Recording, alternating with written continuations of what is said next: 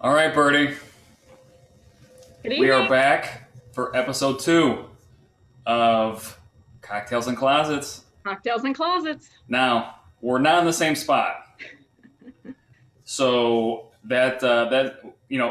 we had such a great first episode, and now you're 1,000 miles away, right? Something like that.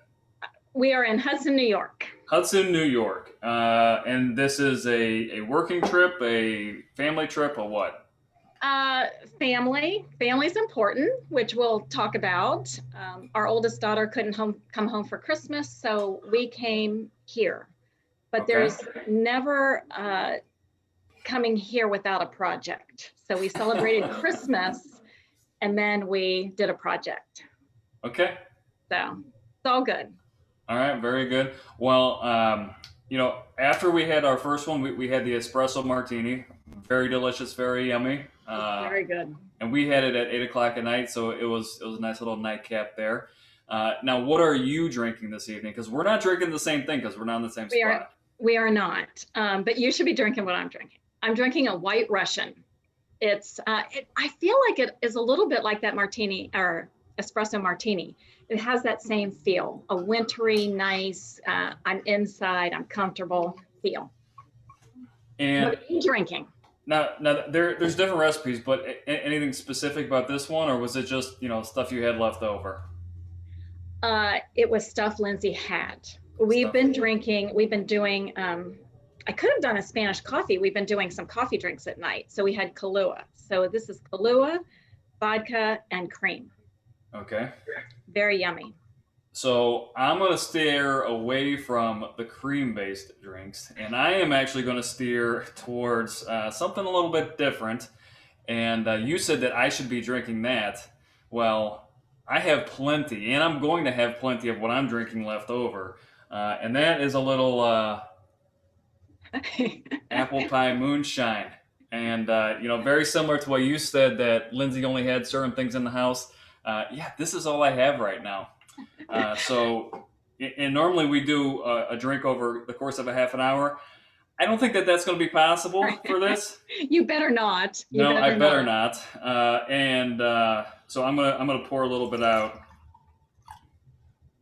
and then We, we'll we've start. We'll go with this. we've got the closet thing down pat. We got to work on the cocktail thing.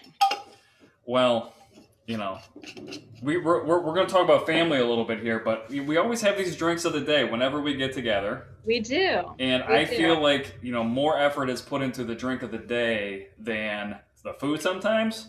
Sometimes. Um, but yeah, I think we need to pick up our game. And we could also just solicit what do people want to see when it comes to. Yeah. I Googled, and there's actually a skeleton in the closet drink, but I'm going to hold that out for later. Okay. Okay. Yep. Sounds good. So, All yeah. right. So hopefully the people who are watching with us are going to grab their cocktail and join us for a good conversation over the next 25 minutes or so, or at least as long as it takes you to finish your drink, because I just don't know if I can finish this. Oh, Don't do it. I don't think April's going to be happy with me if that happens. Anyway, so we had the first episode 2 weeks ago, and I actually heard from a couple of people. They said you had all this stuff on Instagram saying that you had big news, and we tuned in to see something, and I think they're right. I think I completely buried the lead on that one, and that is that Birdie Brennan Custom Closets is growing. Growing. Growing. And last year, I mean, maybe you can walk us through 2020 a little bit, and then what you're looking for and what's going to happen in 2021. Well, let me take just a second to go back even further. Like, I still kind of shake my head every once in a while because I started in 2001, just me, just me. And I feel like the one of the biggest difference is all you had to do is have a yellow page ad. Hmm. So I got a business line, put a yellow page ad in, done. Then, as we talked about last week, my organizing clients, I felt the need for some of them to have closets. We did the homework. We figured out a good vendor. We installed closets for them. And when that would happen, it would be John and I. I like power tools. So, we'd go, just the two of us, go to the person's house, take out what they had, install. And then found the need just for a closet-based business. So that was just a natural extension. I feel like, and we've been growing ever since. We work with some builders, so we do some installation before people close that we can be the upgrade. But then after the quarantine, people had been in their homes so much that they wanted them fixed up, that we had so much demand in the beginning that once we were allowed back in people's homes, we needed 2 teams. So brought a brother in. We talk about family. Yeah. John and I worked together, and we got busy enough that I backed out of the install. And then John was heading the install group with a team. And I can remember going to a job one time in German Village, and we did a guest closet on the 2nd floor. And to get the product up, we had to go around a circular staircase. And when I got to that job, husband John, said, "I've carried a 95-inch vertical for the last time." So he shifted to sales. We brought more people on for install. But now we have 2 install teams. 2 vehicles, 2 install teams. We can fully function in 2 people's homes at the same time. Brought you on. Yeah, oh, yes. I think we have consistently since we've been allowed back in people's homes. We had 2 jobs this year that were in Zanesville, which John grew up halfway between here and Zanesville. So when we needed some helping hands, his brother still lives there. He has a nephew. We called on the nephew. He's been helping us ever since. So it's really, really nice. Yeah, and it's, I've had the opportunity to work with a lot of small businesses. You're obviously a growing, expanding small business, and it always comes down to the people that operate that small business. And from the customer perspective, they want to be able to trust the people coming into their homes, and from the employer, perspective, you want to hire good people that you trust as well. And you said it, between you and John, Alex, a nephew, from out east of town, Junior and Marco, brothers who are lead installers who do a fantastic job, great attention to detail. And then, I guess, we don't have to bury this lead anymore, is, I'm helping out as well. And it's from anything from marketing to finance to, I've been helping going on installs as well. So it's very much a family atmosphere at Birdie Brennan Custom Closets. Yeah, well, you're learning every part of the business, which is awesome.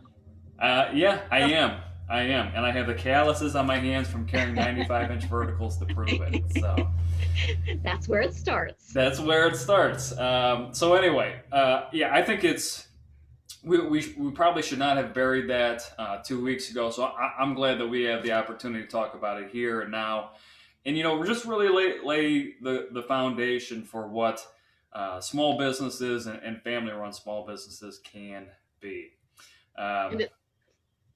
The one thing that feels so good is because even though Junior and Marco aren't our family, they're part of our family now, being brothers, we hear it time and time again from homeowners, how respectful they are, how they go above and beyond, attention to detail, like you said. I mean, over and over, and it just feels so good. Yeah, absolutely. Okay, how's your White Russian going? It's good. It's going down very easily. So are you trying to make this 25-minute conversation like a 12-minute conversation? Of course not. Of course not. I'm milking mine. It's going to take me a little bit longer. So, well, let's talk about home offices, because that's what we really discussed 2 weeks ago. We talked about some of the issues that people had, not anything that they personally or intentionally did, but were just thrust into a situation where they started to have to work from home. You had kids working from home just a couple feet away, and you're just making the best of a situation. And we talked about, lack of space, lack of organization. We talked about drop zones, how how you normally walk into a house and drop your purse or your wallet or your key somewhere. Now you're walking into a room and you're dropping a briefcase or pens or whatever else it might be there as well. So we just knew that there were going to be some problems when it came to working from home. But one of the things that you really focused in on was that it had to work for the person who was in that space. Mm-hmm. And whether you're a teacher or whether you're a CEO or what, something in between, your space can have a lot of flexibility, but it has to be personalized the way you need it to be. Does that sound correct, Birdie? It has to work for you. Yeah. Okay. So one of the things I wanted to do tonight was just show everybody different spaces and have you say, okay, this is what I like about it and this is what I don't like about it. Okay. Does that sound good to you? And what I actually wanted to start with was this. I wanted to show you my home office, if that's all right with you. Absolutely. Okay, so what I'm going to do is I'm going to grab my webcam, and if the picture gets too funky, you can tell me. Okay. All right, so what do you see right now, Birdie? I see that you have a desk, high, raises and lowers for a standing desk, which I love. Okay. People are sitting way too much. Very little paper, which is good. It looks like you don't have piles, like you don't have anything deep. So, I say piles are unmade decisions, but I feel like those are things that you're currently working on. So that's good. I see the plant. So that's like when you first walk in the room, you're going to see that plant, which feels nice. Clean space. You got some work area. You can push your keyboard up underneath and have a little space if you need to write notes. So you're saying the desk space isn't too bad? No, I think it's good. Okay. Let's shift over to the doorway and when I walk into the room.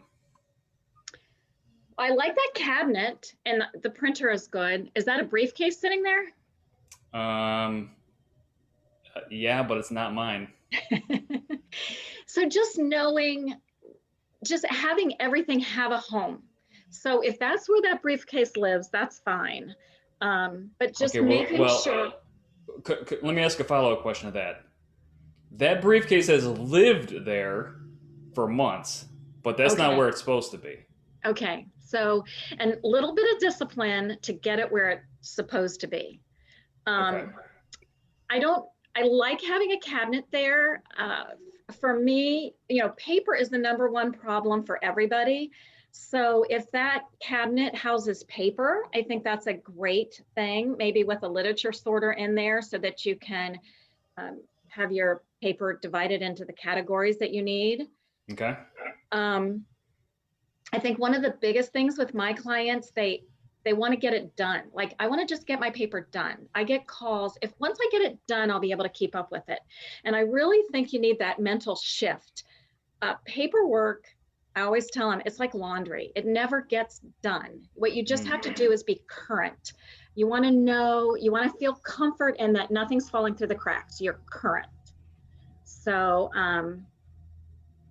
my hope is that behind those doors are categorized paper. Well, I can tell you behind the right-hand side. Office supplies. Behind the right-hand side, there's like a shoebox of thank you notes, like blank thank you notes that we can write. Okay. See, you knew what's there. That's where it lives. That's good. Okay, and I think on there the left side is printer paper and things like that. Okay. Office supplies. Perfect Okay. location. So we're The, doing all right so far. you're doing great. Okay. So one, we're going to say hi to Layla. Hi, Layla. She's been a mainstay over the past 10 months in this room. Now, let me flip back this way for you. So, um, I like to-do lists. Me too. Okay, and one of the things that I realized was if I have a to-do list on my desk, that chances are it was going to get lost in the shuffle. Okay. Okay? And so what I wanted to do is I just wanted to have something larger that I could glance to, and maybe I should scoot a little bit closer, that I could glance to say, oh, okay, I have to do that next. And so it's more of a reminder for me, and I can come over and I can make sure that the marker doesn't bleed through to the wall and cross everything off as I go through, Yep. and just kind of keep it top of mind as far as I was concerned. Any thoughts on that? Do you do a new one every day? Every day. Okay, that's key. And as long as you're crossing almost all of them off every day, otherwise, you can feel a little bit defeated. Oh, I didn't get as much done as I wanted to. So, just being realistic about the time it takes you to do something and pay attention to how many tasks you put on there. And if you're putting on too many, to scale it back. Do more priority list and let a few of them off that daily one. I've heard you talk about priority lists multiple times in the past. What's interesting about that is the two things that I did not get to today were grocery shopping and exercise. So, but hey, I did work on a website today, and that this got to count for something. Okay. Yeah. Were you standing up doing it? That could Yes. help. Okay. Yes. Okay. So I love that piece of furniture that it has all these different cubbies. Again, it's just when different people use the same space, sometimes labels are really good so that everybody knows this is what's going in that space. The white boxes, are they hanging folders, files? You know what? We actually a couple months ago threw away all of our hanging folders. Okay. We had probably had the same one since we moved to Columbus in 2005, and we just realized like we had 20 empty hanging folders. Okay. Well, that was the one thing I saw that I thought might be missing. Okay. I like the shredder. Yeah, it's all about function. And as long as it functions for you, you know what's there. It's good. Okay. So you're saying there's a method to all my madness. There is. Those things that you use every day, you want them within arm's reach. So, I saw a cup with pencils and paper, or pencils and pens on your desk. So you got it. Here, within reaching distance. Yeah. Things you don't use as much that can go further away, like that printer paper or the office supply stuff. Thank you notes. I did know. I know we have another room to get to, but I did notice you talked about my Goldman Sachs plan. It's still alive over a year later. That's awesome. Yeah. It must be because I'm in here every day talking to it. That's good. It would not live at my house. It would not live. So I think one with paper, it can be unruly for everybody. So I think one tip is to create a retention plan for yourself. If you're overrun with paper, think about the different, your current paper tells you your categories, but if you have utility bills, do you need them? Do they support taxes? If they don't support taxes, if you pay them one month and you see that the next bill comes and you see that they've received your payment, do you need them? Like, make decisions on each category that you have. Magazines, how many do you keep?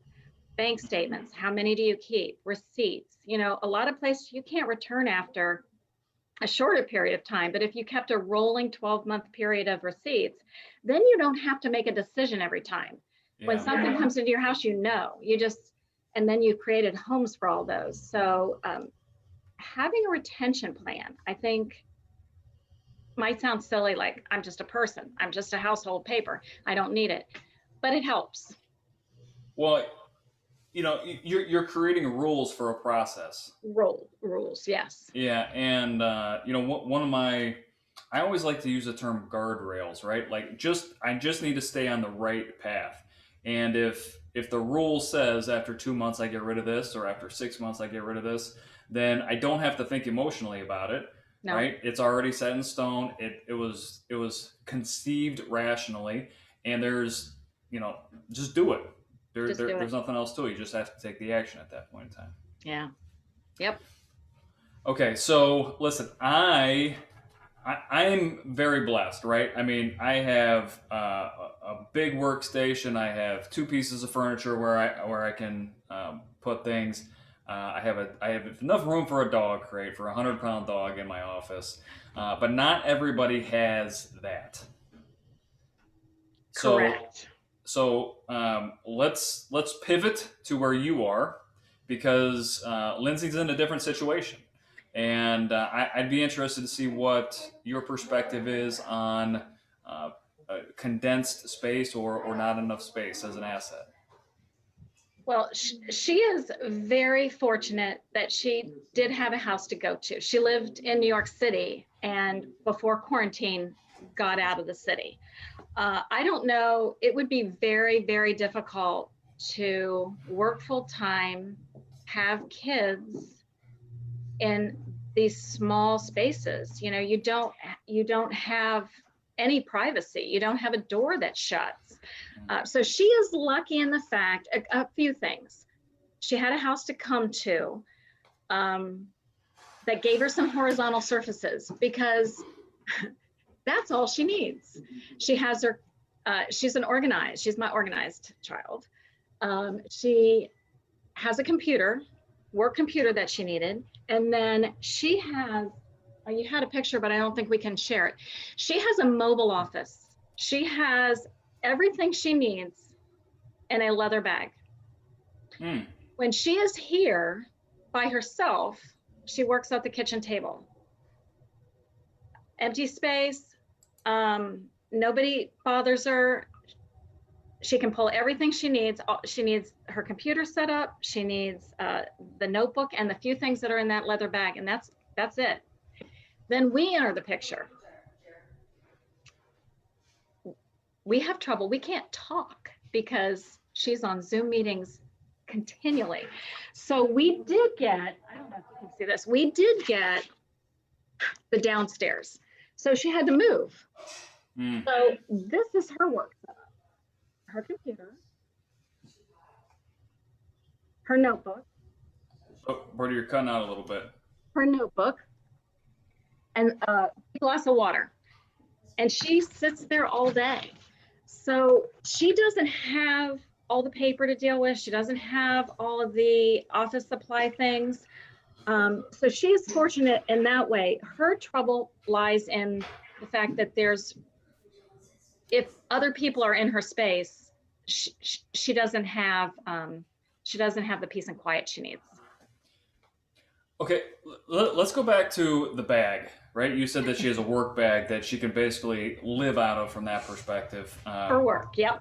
Okay, so you talked about a computer, you talked about a couple other things. How do you make the decision? I mean, take Lindsay's case out of it. How do you make a decision to say, okay, these are the 4 things I need to be successful today at my job, wherever it is? And if it's at a home office, so be it. We're not really going to a coffee shop to work anymore. So how do you make the decision about what's the most important, what's the priority for that work bag, work case, backpack, whatever it might be? Well, I think people have done it for long enough now that they know, but a little bit of it's going to be trial and error. And you really have to slim it down. It's like the clutter. Can you hear? It's like the clutter in your house. If you don't use it every day, let it go. with the work. So you want yourself to be surrounded by those things that you specifically need. And your workday tells you that. You just have to be conscious of it, make good decisions, and let go of the excess. I mean, so what you just said there actually is very similar to what you said about my workspace, right? You have to have rules about what's going to go in that bag every day, and then you have to be intentional about just following through with it, right? Get rid of the fluff and just the Yeah, essentials. essentials, know what works for you. And different things are going to work for different people. If you have different projects, you can put them in 2-pocket folders, you can put them in file folders, you can have 3-ring binders, with all these divided tabs and pockets. It's just knowing what works for you. Okay, so last question I have for you this evening. Hold on a second. Hold up your drink. Let's see how we're doing here.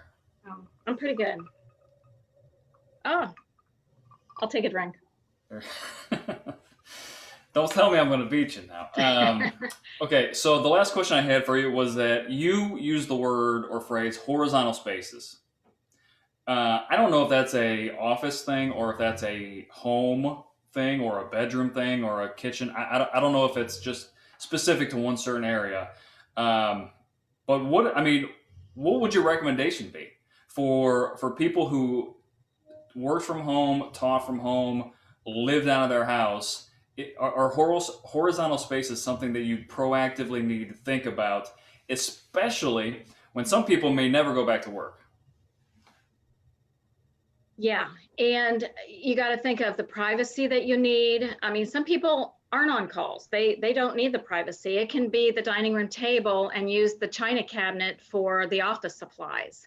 So you have to think again, and whether it's you have one room in the house that has a door, put a sign on that door and assign times to different family members so that you have the privacy that you need for the calls or the workday that you have. I like wall space too. There's a lot of wasted wall space. I think I saw 2 wall pockets in your leaning against the one of the pieces of furniture instead of up on the wall. So, you can be creative and use the wall space also, but just you want it to be a comfortable space. You want, like Lindsay has her big glass of water, you want a comfortable seat. You want to have good lighting. Good lighting is something that a lot of homes don't have. And you never thought about it until you're working 8-10 hours a day, and then you need that good lighting. Invest in a light, a table lamp or a floor lamp or just additional ceiling lighting. So it can be anywhere. I find that people will make a great office space like in the basement, and then they don't like to go down there. So you have to think about what you really you want it to be comfortable and welcoming so that you'll go and you'll be productive and comfortable while you're there. You're talking about the emotional part of the work, right? And I don't know if this is an assumption on my part, but a lot of people drive to work and maybe it's a job that they don't particularly like going to or they didn't like going to, and so it sets that emotional part of your body into the same repetition every day, right? You wake up, you brush your teeth, eat your oatmeal, and then you drive in a half hour to work, and you just that same routine. There's nothing joyous associated with it, and so if you are waking up and brushing your teeth and eating your oatmeal and then walking to the same dark room every day, there's no positive emotion associated with that. When I think a lot of people have really enjoyed this working from home change that we've experienced. Yeah, corner the bedroom. I mean, there's so many products out there that you could create an office space anywhere. It just has to, I've said it before, but it just has to work for you. Okay. So the last thing is, I'm going to make a guess here in that you built those cabinets that you're standing in front of behind you? We did. Any particular part you like the most? There's a um, little house that had no storage, and it didn't have anywhere for her to put personal things.